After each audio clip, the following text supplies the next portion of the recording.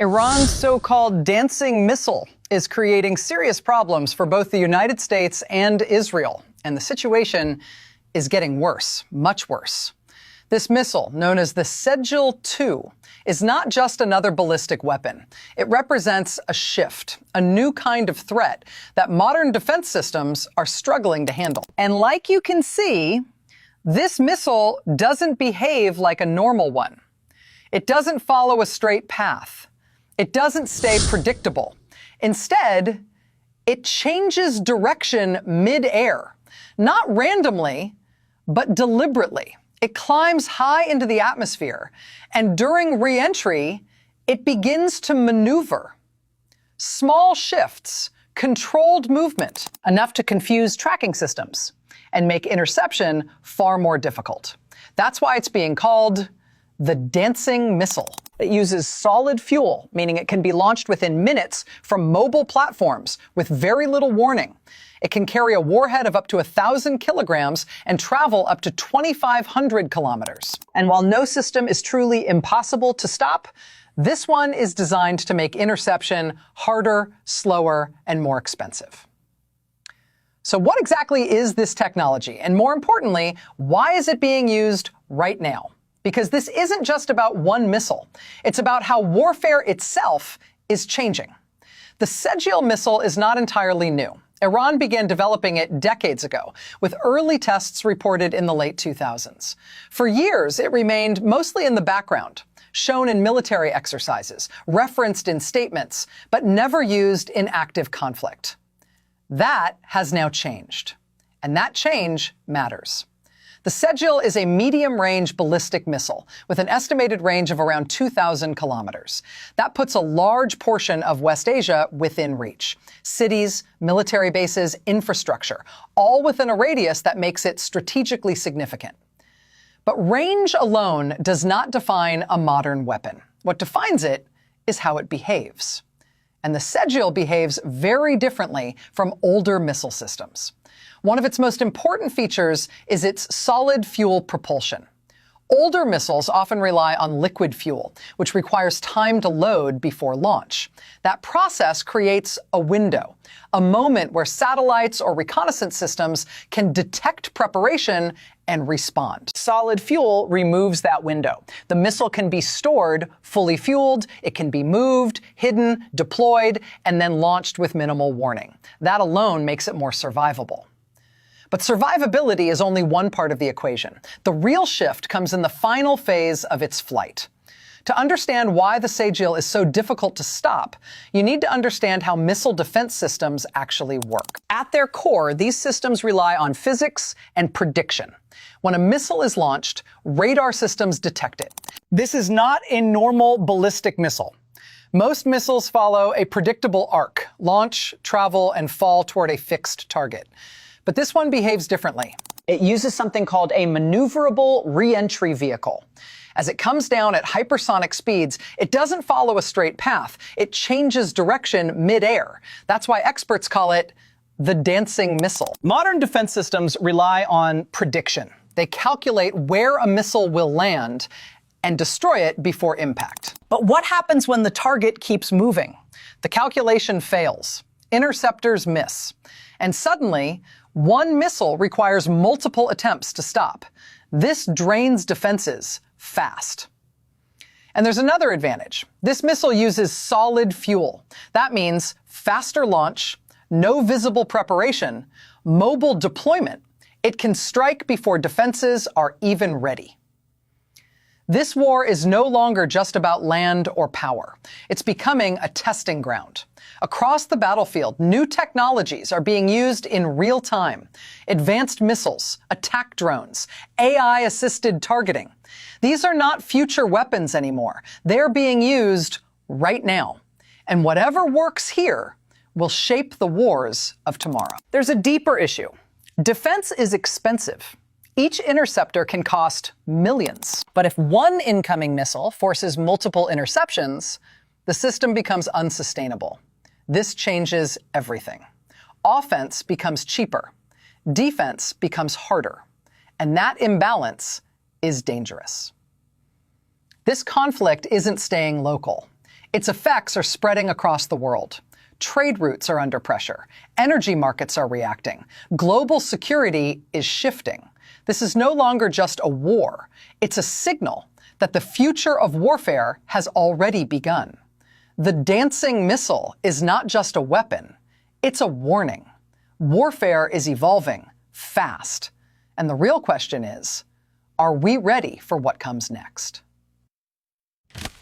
Now here's where things get serious. This missile doesn't just challenge defense systems. It breaks the way they work. Most modern air defense relies on prediction. Systems calculate the missile's path, then launch an interceptor to meet it at a precise point. It's a game of math. But the moment that missile starts changing direction, that math collapses. The system is no longer tracking a fixed target. It's chasing something that keeps shifting in real time. And that creates a huge problem. Because instead of firing one interceptor, you now need multiple. Sometimes 2, sometimes 3, just to stop a single incoming threat. And every interceptor costs millions. So with every launch, defense systems are burning through resources faster than they can replace them. Now add another layer. This missile uses solid fuel. That means it doesn't need long preparation before launch. No fueling trucks, no visible setup. It can be launched quickly from mobile platforms and from locations that are hard to detect. In simple terms, by the time you realize it's coming, it may already be too late. And there's one more detail that makes it even harder to stop. Speed. We're talking about hypersonic velocity, faster than 5 times the speed of sound. At that speed, reaction time shrinks to minutes, sometimes seconds. So now imagine this combination. A missile that is fast, unpredictable, and launched with almost no warning. That's not just a weapon. That's a system designed to overwhelm defenses. And this is exactly why experts are paying close attention. Because this isn't just about one missile. It's about a shift. A shift where offense is becoming smarter, faster, and harder to counter.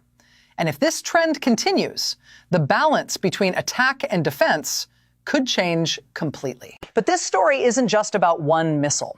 It's about what happens when multiple technologies come together on a real battlefield. Because what we're seeing right now is not a single upgrade. It's a combination. Missiles that can maneuver, drones that can strike autonomously, and systems powered by artificial intelligence. Individually, each of these is powerful, but together, they are changing the entire structure of modern warfare. Let's start with drones. Over the past few years, drones have evolved from simple surveillance tools into full-scale weapons. And not just expensive high-end drones. We're now seeing the rise of low-cost, one-way attack drones. These are designed to do one thing: reach a target and destroy it. They don't need to return. They don't need complex recovery systems. They are cheap, effective, and easy to deploy in large numbers. And that's what makes them dangerous. Because instead of launching a few expensive weapons, you can launch dozens, sometimes even hundreds. This creates what experts call a saturation attack, where defense systems are overwhelmed, not because they fail, but because there are simply too many targets to handle at once. Now combine that with maneuverable ballistic missiles, high-speed threats coming from above, and swarms of drones approaching from different directions.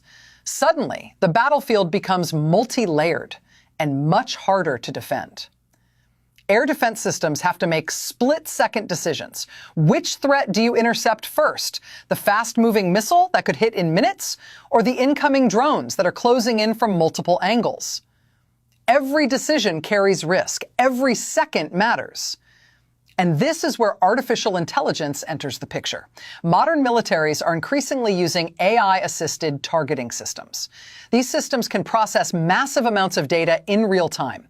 They analyze radar signals, satellite imagery, and battlefield inputs, and help prioritize targets. In theory, this makes response faster, more efficient, more accurate. But it also introduces new questions, because when decisions are accelerated by algorithms, the margin for error becomes smaller. and the pace of conflict becomes faster than ever before. What used to take minutes now happens in seconds. And that speed changes everything. It reduces the time available for human judgment, it increases the pressure on decision makers, and it creates a battlefield where actions and reactions happen almost instantly. Now let's step back and look at the bigger picture. What does all of this mean? It means that warfare is entering a new phase, a phase where technology is not just supporting combat, it is defining it. And this shift has consequences, because as offensive systems become more advanced, defensive systems are forced to adapt. But adaptation takes time, and time is something that modern warfare is running out of. Let's talk about cost, because this is where things become even more complicated. Launching a drone can be relatively cheap. Launching a missile, while more expensive, is still often cheaper than stopping it. But intercepting these threats, that's where the cost rises dramatically. Each interceptor missile can cost hundreds of thousands, even millions of dollars. Now imagine using 2 or 3 interceptors to stop a single incoming missile, or deploying expensive defense systems to shoot down low-cost drones. This creates an imbalance, where the attacker spends less and the defender spends more. Over time, that imbalance becomes unsustainable. It puts pressure on resources, on production, on logistics, and eventually on strategy itself, because no system can operate indefinitely under that kind of strain. And this is exactly why experts are concerned, because the goal of these new weapons is not just to strike targets, it's to exhaust defenses, to force systems into overuse, to push them to their limits. And once those limits are reached, the consequences can be significant. Now consider another layer, mobility. In the past, many missile systems relied on fixed launch sites, bases, silos, and known facilities. These could be tracked, targeted, destroyed. But modern systems are different. They are mobile, mounted on trucks, hidden, relocated frequently. This makes them much harder to eliminate. Even if infrastructure is damaged, the launch capability can survive and continue operating. This changes how conflicts unfold, because destroying facilities is no longer enough. You have to find and track moving targets in real time across large areas. And that is incredibly difficult, especially in complex environments. Now add one more factor, uncertainty. In any conflict, information is never perfect. Reports can be incomplete. Assessments can be inaccurate. And both sides may present different narratives. One side may claim success, the other may deny losses. And somewhere in between, the reality continues to evolve. This uncertainty makes it harder to measure progress, harder to predict outcomes, and harder to plan next steps. And while all of this is happening on the battlefield, the effects are not staying there. They are spreading outward into the global system. Because modern conflicts don't exist in isolation. They affect trade routes, energy supplies, financial markets, even civilian infrastructure. When tensions rise in key regions, shipping routes can be disrupted, insurance costs can increase, prices can fluctuate, and global markets react, sometimes instantly. So what begins as a military development quickly becomes an economic issue, and then a global concern. This is why analysts are watching closely, because this is not just about one conflict. It's about what this conflict represents. A preview, a glimpse into the future of warfare, where speed, technology, and scale come together, and where traditional assumptions no longer fully apply. Because in this new environment, superiority is not just about strength. It's about adaptability, about how quickly systems can respond, how efficiently resources can be used, and how well strategies can evolve. And right now, that evolution is happening in real time, on a live battlefield, with real consequences. So when we talk about the dancing missile, we're not just talking about a single weapon. We're talking about a symbol a symbol of how warfare is changing, from predictable paths to unpredictable movements, from isolated systems to interconnected technologies, from slower conflicts to high-speed, data-driven engagements. And the biggest question is not what's happening now, it's what happens next.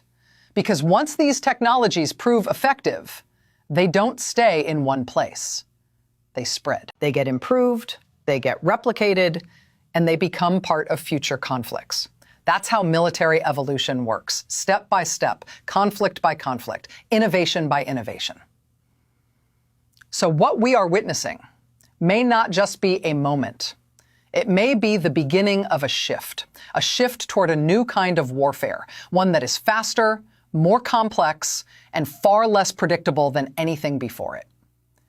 And if that's the case, then the real challenge is not just keeping up, it's understanding what comes next before it arrives.